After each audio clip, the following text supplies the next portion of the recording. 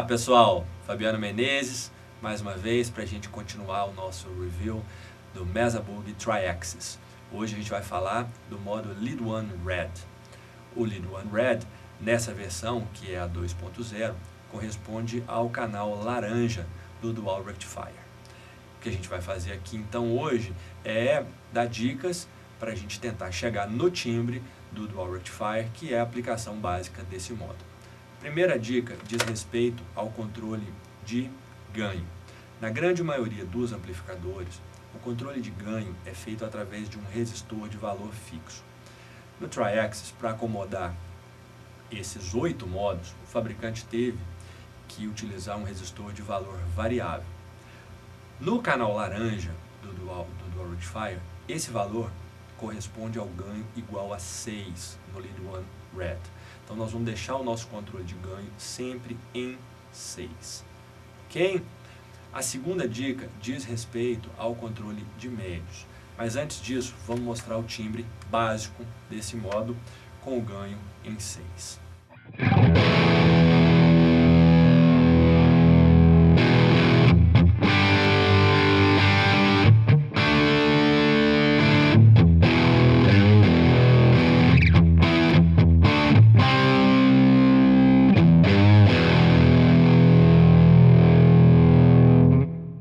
Ok? É um timbre moderno, é um timbre que tem bastante crunch, tem uma margem muito boa para a gente trabalhar, não com o controle de ganho, com os outros controles.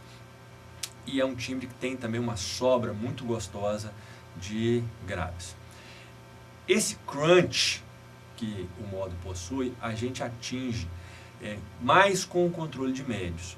O controle de ganho fica fixo em 6 e o controle de médio a gente pode usar toda a extensão de 0 a 10. Com valores menores, o canal fica mais macio, o timbre fica mais discreto, fica quase líquido, né? Eu vou mostrar um timbre aqui com o médio setado em 0.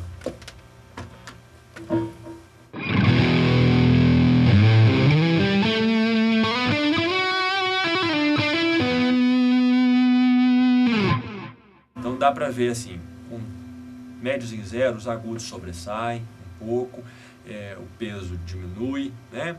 Dá para solar, dá para fazer base, dá para fazer muita coisa dependendo da composição, né?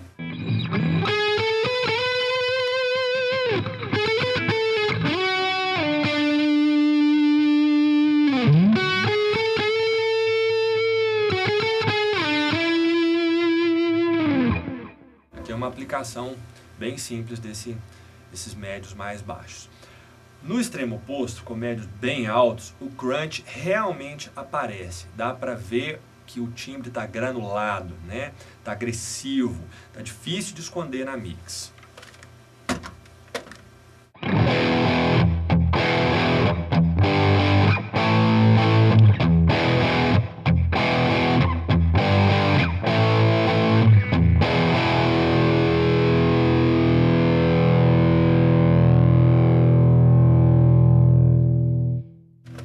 E toda a faixa entre 0 e 10 é perfeitamente utilizável, tá? É aqui que a gente molda a agressividade desse modo.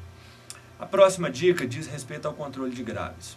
Nos outros 7 modos do Tri-Axis, o controle de grave tem utilidade prática mesmo até o valor de 6, 6,5, por aí. Mais que isso, ele costuma geralmente atrapalhar. Quando a gente procura grave nos outros 7 modos acima de 6,5 por aí, é sinal que tem alguma coisa errada. É melhor não procurar isso e tentar achar os graves lá no Dynamic Voice. Mas nesse modo, no Lead One Red, essa extensão, essa faixa que existe entre 6 e 10, aqui é que a gente encontra a principal aplicação dela. Quando a gente combina graves acima de 6, chegando 7, 8 por aí, com médios, valores altos no controle de médio, é assim que a gente faz sair o monstro de dentro da guitarra. Aquela base extremamente agressiva, pesada, grave, é assim que a gente encontra. Quer ver?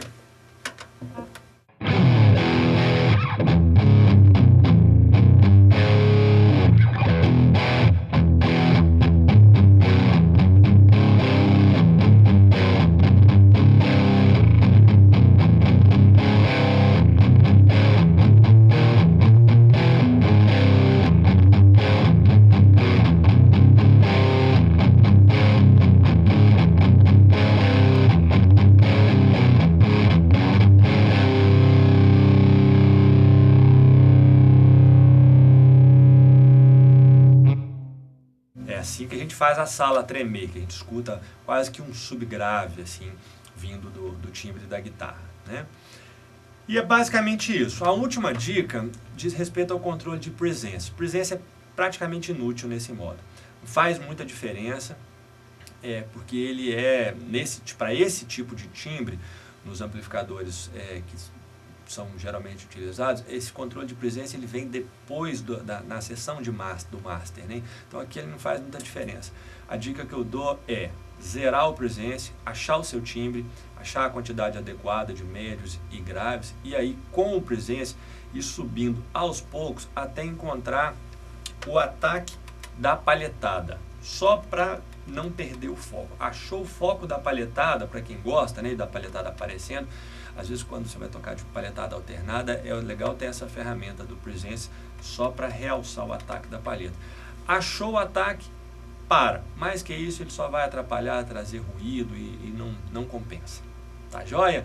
Então são essas as dicas do Lead One Red. Vocês vão ficar com o tema agora e até a próxima. Valeu, um abraço!